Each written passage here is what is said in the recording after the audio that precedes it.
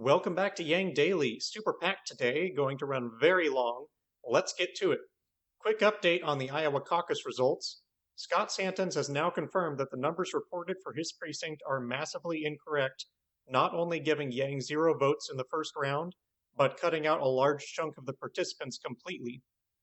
This is not the first precinct or first person we've heard this from, and there is photo and video evidence to back these claims up. In fact, political reporter Robin Opsahl put out an article on the slew of such errors and is asking anyone who has similar reports of inaccuracies to contact him. I think it's safe to say at this point that the Iowa results have been significantly sabotaged, whether intentionally or not. It's also worth noting that the people in charge of these caucuses have no accountability to anyone. This needs to be investigated, and no one should be trusting the results. We have a new fundraising goal, $2 million by the New Hampshire primary next Tuesday. All we need is $5 from everyone to hit this goal. If you're tapped out, you can also check out the Twitter thread I made on creative fundraising options, which has a list of referral programs, bank accounts, and credit cards with cash bonuses you can take advantage of and how to get them. Check the links. Humanity for Yang also announced we're trending hashtag #InvestForYang. New Hampshire is calling out for volunteers on the ground. Lodging is available and offices are firing on all cylinders. We just need more bodies. Follow the link below to help out in the best way possible. Update on the phone banking giveaways. Kai's giveaway prize will be a special edition Yang hat, which is bright blue with Yang in white across the front and 2020 in red above and to the right. It's really cool looking, and I wish the campaign had been selling those instead of math hats because it's much more effective advertising. Our problem is that a lot of people don't know anything about Yang, meaning most of them have no idea that math is connected to him. Having the name on the front is much better, in my opinion. Send your screenshot of 50 calls to Kai on Twitter to get your raffle ticket. Also, Kai and Paget are having a bit of a contest. When you send your screenshots, tag them with either hashtag Team Kai or hashtag Team Paget to rep your favorite Yang warrior. Paget and friends will be live streaming phone banking again today. Feel free to join in. And just for good measure, we have another giveaway from Aaron Fu, who is offering a special edition black math hat with math in white across the front, signed by Andrew Yang, to whomever sends him evidence of having made the most calls by February 11th.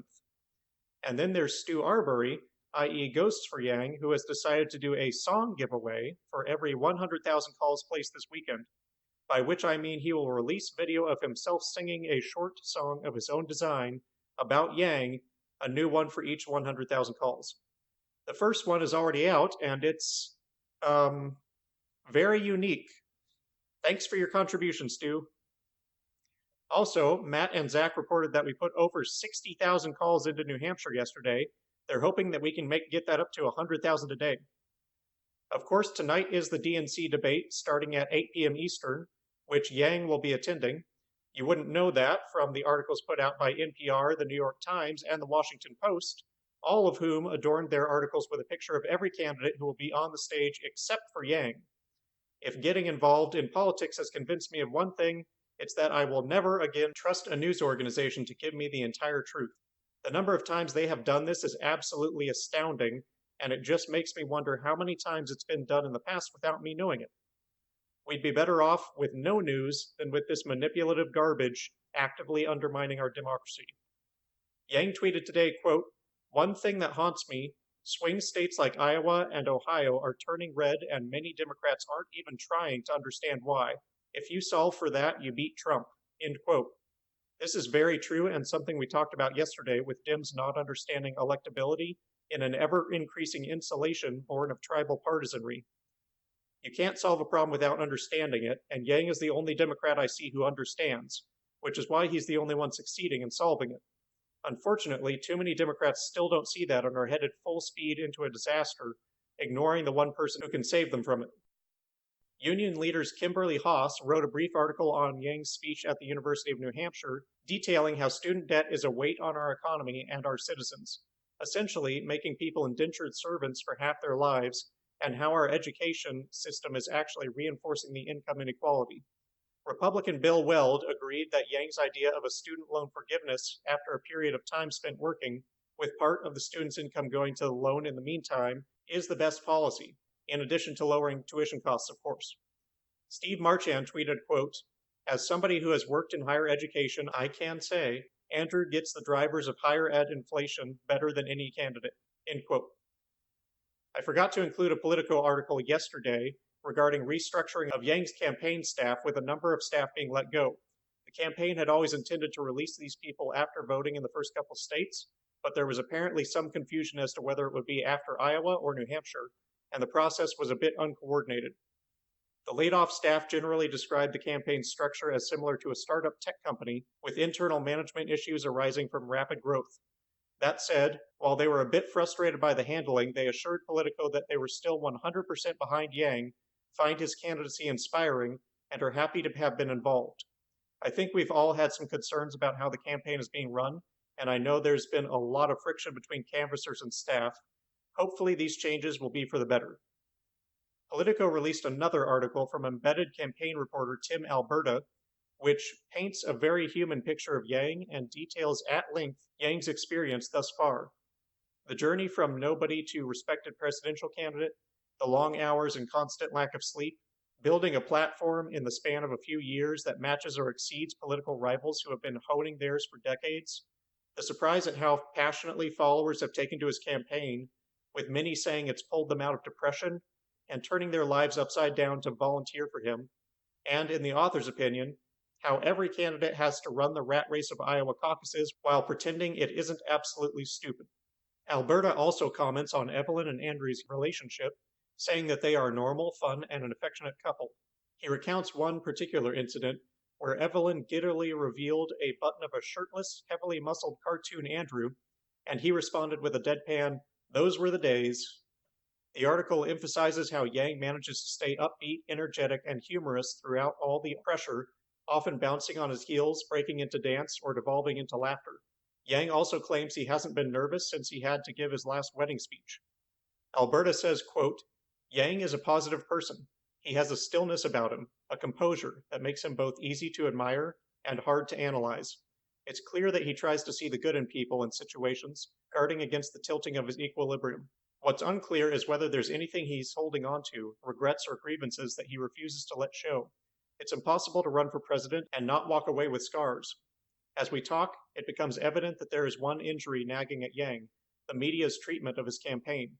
The slights have been large and small, significant and symbolic. Most recently, there was CNBC's egregious error, straight out of a comedy sketch, of showing a random Asian man's photo on a graphic explaining the candidate's fundraising numbers.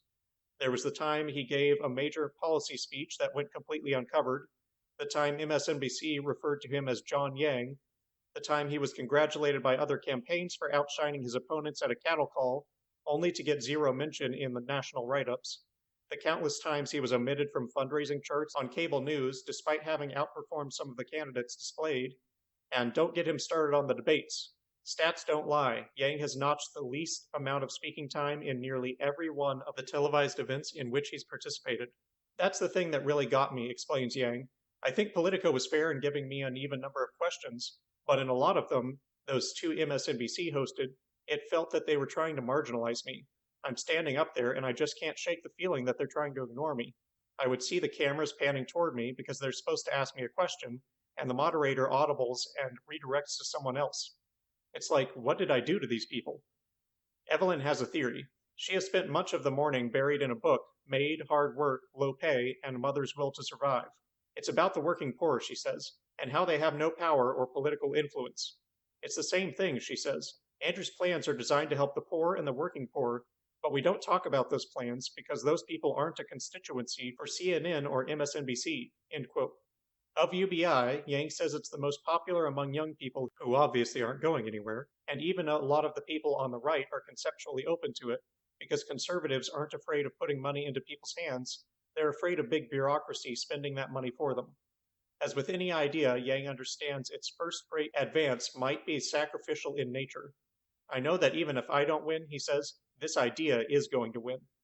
When asked about the path thus far, Yang responds, some of the early days when nobody was responding to me, when we wouldn't get a single donation from someone that I didn't personally know, that was hard. But I'm not someone to set out on this road, taking even a little bit of money from friends and then stop what I started. There was never a thought of quitting. At yet another town hall, Yang listens as 27-year-old Wu explains how he relocated to Iowa a month ago to help Yang's efforts, and in completing a marathon canvassing session the day before, Wu slipped and fell on ice, shattering his kneecap. Upon hearing this, Yang looks equal parts dismayed and impressed. "That's a battlefield injury," Yang says, slapping the youngster on the back. When Wu declares that he'll still be fulfilling his duties as a precinct captain tonight, Yang looks as though he's just heard a symphony. Whether it's the emotion or the sickness or the fatigue, most likely a combination, Yang needs another break. Once aboard the bus, he collapses onto the couch. "Baby needs a nap," he says to nobody in particular, pulling a blanket up to his chin and coughing himself to sleep. Upon hearing that Biden's numbers are looking bad in Iowa, Yang says, "It would make me really sad if Joe has a rough night." When asked why, Yang shrugs and responds, "I like Joe." As preliminary numbers begin rolling in, Yang reflects, saying, "I've thought about the worst case scenario and what it would mean. I think I'm prepared for that. And I've thought about the best case scenario and what it would mean. I think I'm prepared for that too." Yang asks his team if there are additional updates. Told that no, none yet, he tells Zach, "Let's hear the song." Moments later, the bus is ringing with the Winds of Change by the Scorpions. Yang closes his eyes and leans back, head nodding along to the rhythm. Zach walks past and squeezes Yang's shoulder, murmuring, "Proud of you, man." Asked if he'll consider running again if he doesn't make it this time, Yang says, "The prospect of doing this again is something I'm very comfortable with. I'd prefer to win now and start solving the problems. The reason I ran was to eradicate poverty. If I ran again, the probability of my success would be that much higher. So why wouldn't I?" Alberta asks about the future Yang's kids will live in. Yang says he's not optimistic if we don't change course. The question is, Yang says, how will this society fare in an environment of unprecedented change with a polarized government that is hopelessly behind the curve and unable to adapt in ways necessary to help them? "It occurs to me," Alberta says, as he paints this grim picture of the future, that Yang is a true believer if there ever was one. He isn't peddling a far-flung theory for the sake of fame or Twitter followers. He feels convinced of every word he's saying, certain that he's a lone voice of sanity in a world gone mad. The thing about people like this, the true believers, is that they don't go away. Yang preaches a brother's keeper mantra that defies ideological definition, encouraging community and availability and interpersonal learning. He also clearly believes that all politics, and all government by extension, is negligent if it is failing to address the crisis of poverty both at home and abroad. What makes the message resonate is Yang's own humanity. As we sit in the back of the bus, the candidate closes his eyes and falls into a deep slumber. He's barely slept in the last month, crawling across Iowa mile by mile, shaking hands and snapping selfies, and wishing he was with his kids. A little nap is long overdue. He's human after all. The candidate's sleep is interrupted only by a string of raspy coughs, the remnant of a cold he's been fighting for weeks. Following the Iowa results, Yang says, "The math that I care most about is the fact that this movement has become something that has already shocked the political world, and it's going to keep on going from here." So we spent about as much time on that article as a normal episode, but it had a lot of behind-the-scenes context about Yang that we haven't gotten before, so I thought it was worth the time. I know that I found it moving, but now we're moving on. Tulsi Gabbard has announced that she supports Yang's UBI. I believe Tulsi has been flirting with the idea of UBI for some time now, including when she said she thought it was a good idea in solidarity with Yang on the debate stage. It looks like she's now adopting it more concretely, which is great to see. If only the rest of the candidates would see the light so easily. Someone posted a graph yesterday of the massive Google search spike during and after Yang's CNN town hall segment, completely dwarfing the likes of Warren and Biden. And the tweets from new Yang Gang members continued to flood in. If you search hashtag CNN Town Hall on Twitter, you get 95% praise for Andrew Yang, drowning out what little talk there is of other candidates. It's very clear that most of the population still has or had no idea what Yang is about and were pleasantly shocked when they found out. There's no arguing the point. He's simply like no other politician with the way he always answers the questions put to him directly, lays out the issue with statistics and research, then presents a pragmatic solution. Comparing it to the long-winded and vague answers of other candidates makes it abundantly clear who is really prepared to tackle the country's problems, or even to recognize them for that matter. This was made plain by the number of questions answered by each candidate: 16 from Warren, 18 from Biden, 19 from Steyer, 29 from Yang. Continue sharing the town hall everywhere, particularly on Facebook, which has an audience 4 to 5 times as large as Twitter. Today's Yang Daily Tin Task is to tell everyone you know to watch the debate tonight and ask them what they think of Yang afterward. It can be viewed on TV, YouTube TV, or via a live stream on Twitter, Twitch, or YouTube. And that's our Yang news for today. Donate to the fundraising goal, check out the creative fundraising ideas thread, trend Invest for Yang, sign up to volunteer in New Hampshire, phone bank, and post your screenshot to Kai, Paget, or Aaron for prizes, check your local events, tell everyone to watch the debate, or at least Yang's portion when the YouTube cut is made for it, and get on those volunteer leaderboards. As always, please share this podcast so we can save people as much time as possible for volunteering, spend some of the time you saved on volunteering, and don't forget to Yang Daily.